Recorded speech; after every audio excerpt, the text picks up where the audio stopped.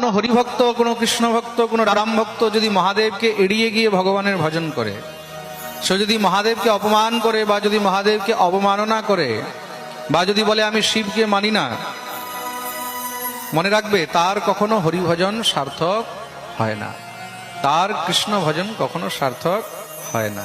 কেন? মহাদেব হলেন পরম বৈষ্ণব, বৈষ্ণবানাম যথা শম্ভু। মহাদেবের থেকে বড় বৈষ্ণব কিন্তু আর কেউ নেই। দ্বাদশ ভাগবতের মধ্যে একজন হলেন মহাদেব।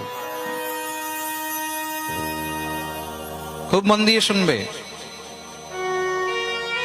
ভাগবত পরম ভক্তদের মধ্যে, পরম বৈষ্ণবদের মধ্যে, পরম ভাগবতের মধ্যে একজন হলেন দেবাদিদেব মহাদেব। তার জন্য যদি হরির ভজন করতে হয় তাহলে হরেরও ভজন করিতে হইবে। হর কৃপা ছাড়া হরি কৃপা সম্ভব নয়। হরিধাম যেতে হলে